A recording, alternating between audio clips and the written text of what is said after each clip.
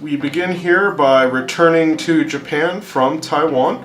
As I said in our last Tokyo episode, that we were headed on out to Taiwan to do a little exploring there. Well, we are on our way back, and here's kind of a pro tip. When you're going to Asia or coming back, if you have to have a layover, make it kind of a long layover.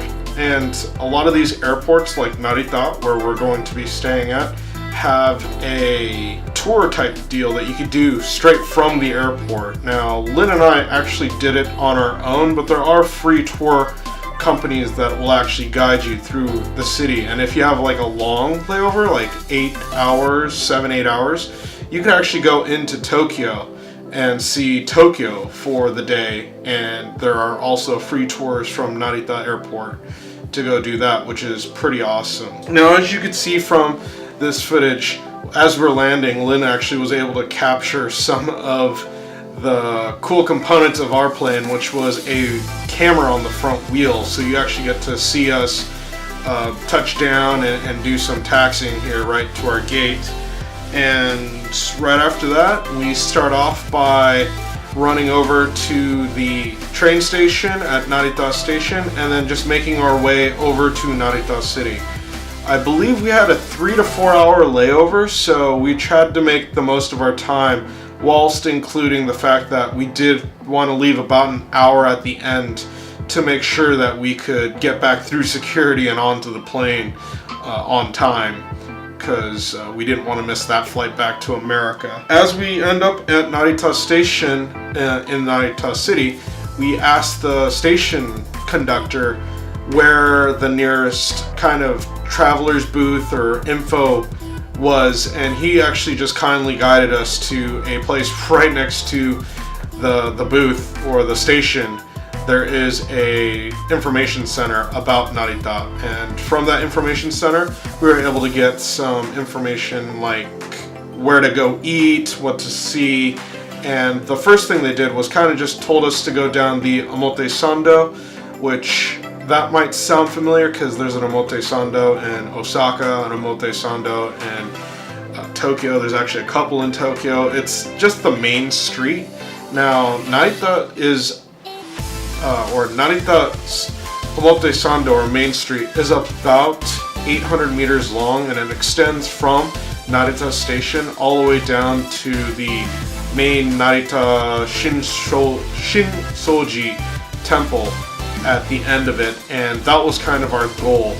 And so as we walk down the Omotesando, there's actually kind of a lot of old style Japanese buildings that you can run into. There's so many different inns and restaurants, and particularly souvenir shops, that you can do some really cool shopping at. Now, I would also add that Narita is actually known for their river eel, so unagi, and that was one thing that we kind of asked around for and found a particular restaurant that we will be going to later on in this episode and enjoying their awesome food. And so as we were walking down the Omotesando, something did catch our eye.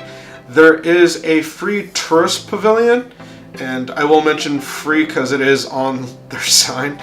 There is no charge to get in, and there's a free museum inside, as well as brochures and more information about the surrounding areas. Other things that you could see that are a little bit outside of Narita City, which that's pretty cool. And inside this free museum, there are all sorts of artworks and paintings, different styles of art, I should say. There's like photography on the upstairs, I believe, but we'll come to that in just a moment.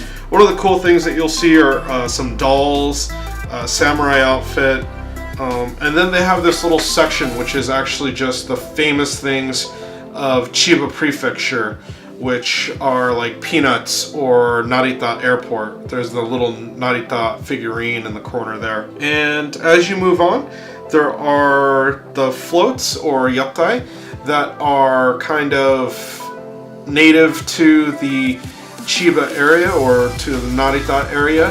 And as you can see, these are actually super tall.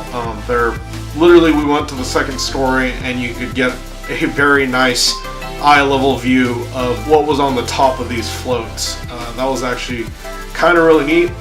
Haven't seen floats this high since Gion in Kyoto, but these are definitely different than the Kyoto floats and something that was actually really worth just checking out. As I said before, we went up to the second floor and there was this really interesting diorama on how people got to Narita. There was, obviously you could be walking, is the first one, but they also could go and get to Narita by boat, horseback, or one of those human carriage type deals that you kind of see in old samurai movies where someone's being carried inside a carriage by two human beings, one on front, one on back. And then this was really cool. They had old photos of the Narita area and kind of it shows the change from a farm area to a more modern city. That was actually pretty cool. You also get to see Narita Airport before it was so modernized and enlarged, I guess you could say, because it used to just be like a 2-runway tiny little airport with just one terminal, and now I believe there's 3 or maybe 4 terminals now, and so it really grew. Something special to the time that we were there was a fireworks expose, I guess you could call it, or a fireworks gathering where a bunch of photographers actually took photos of all the fireworks that were happening at this expose, and they had a show of their photography. And as you can see, as Lynn walks down here, she actually gathered some really awesome footage of these beautiful photos. I have no idea how they do it. I'll have to look that up, but it is really cool. And so after that, we kind of just hit up more of the buildings along the Omotesando Road as we make our way down to the temple. You can see that there are tons of souvenirs and snacks. There was also just some really large and apparently older than 300 years inns that this place is just so amazing looking. It's so picturesque and it's so peaceful. We're actually going to come back here again in about a year's time, so there's definitely going to be a Japan Memories Season 2, I guess you could say, spoiler alert.